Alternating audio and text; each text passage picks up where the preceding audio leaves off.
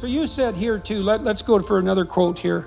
Throughout your life, this is very practical advice too, and I think it's very wise from a therapeutic perspective. Throughout your life, you have people you look up to.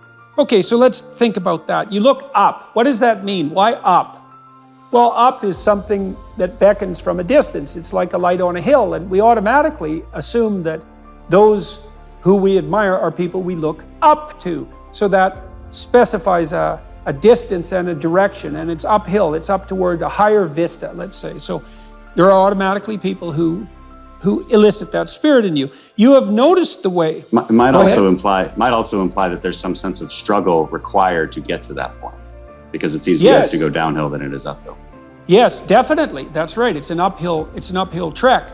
And it also implies judgment, because if someone's above you, then they also serve as a judge, or you serve as a judge in relationship to them, because you compare yourself unfavorably with them. And that can also inspire you to tear them down. That's really the story of Cain and Abel, and that's a major story. You have noticed the way a teacher, parent, coworker, mentor, or friend interacts with others, and you come away thinking, that behavior simply works better. They are respected, admired, and successful. And you find yourself wondering why that is. You do if you're a little bit humble instead of being envious, right? Because otherwise you think, well, that damn crook, he just stole his position, and that's why he's got it. But if you're a bit humble, you might think, well, no, that guy looks successful. Maybe he knows something I don't. You are noticing attributes and character traits that are good and worth aspiring to. You are noticing attributes that make certain people more successful than others. You are noticing what a hero looks like. And in the process, you are discovering a path made up of desirable personality traits that helps you ascend in social hierarchies. That's Jacob's ladder, by the way. That ladder that is the hierarchy to the good. That's the vision Jacob has of the pathway to God, is that it's a hierarchical structure with the thing that's ultimately good at the pinnacle, by definition, right? The best of all possible goods. And then there are intermediary structures all the way up, and beings inhabiting those structures. And this isn't metaphysical. It's like if you find someone you admire, the reason you admire them is because they're higher up in that heavenly hierarchy, so to speak, than you are. And your whole nervous system tells you that. You're compelled to listen, you're compelled to pay attention by the action of your own unconscious mind.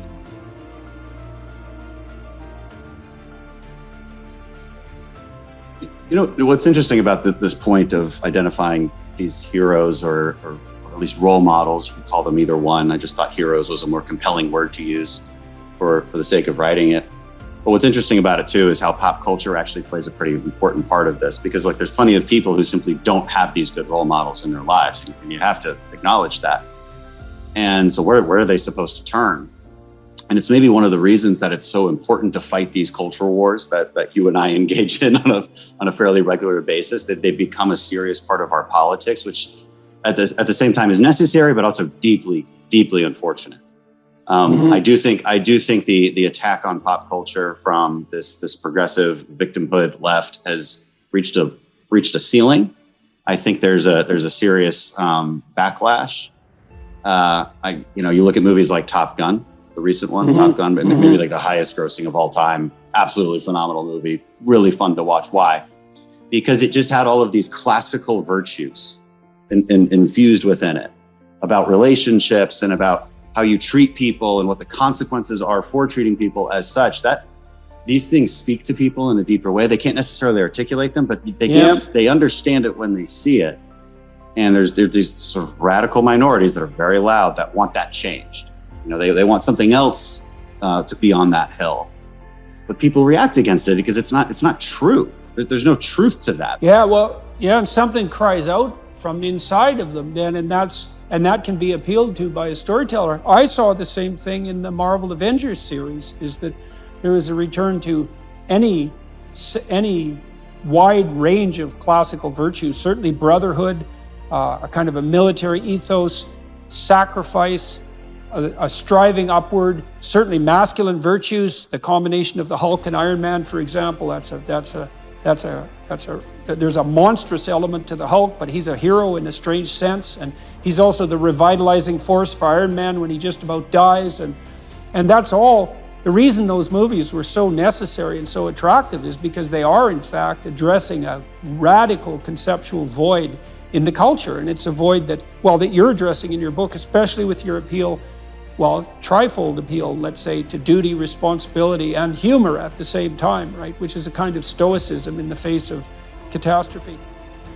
You know, if you don't know what you should do with your life, you don't know who you should be, sometimes you think about that as what career you should pursue. But here's another way of thinking about it. It's kind of a SEAL's ethos that Congressman Crenshaw detailed out. Here's some things you could be. Those are my words. These are his. You will be someone who's never late. You will be someone who takes care of his men, gets to know them, and puts their needs before yours. You will be someone who does not quit in the face of adversity. You will be someone who takes charge and leads when no one else will. You will be detail-oriented, which you discuss a lot in later sections of the book, always vigilant, attentive. You will be aggressive in your actions, but never lose your cool. You will have a sense of humor because sometimes that is all that can get you through the darkest hours. You will work hard and perform, even when no one is watching. You'll be creative and think outside the box, even if it gets you in trouble. You're a rebel, but not a mutineer. You are a jack of all trades and master of none. And then you follow that a little later with this paragraph, these paragraphs. Be aggressive enough to kill the enemy, but immediately calm enough not to scare the little old lady. You'll be that man who's mentally tough enough to operate in horrific chaos, then immediately transition to tranquility, all without mentally breaking. You will effectively transition from hyper-masculine aggressor to gentle caretaker. You'll be both a warrior and a gentleman. The qualities that made SEAL leaders great were rarely physical in nature. They listened. They empowered their team to be successful, carefully entrusting individuals with additional responsibility. It's a real conservative ethos there.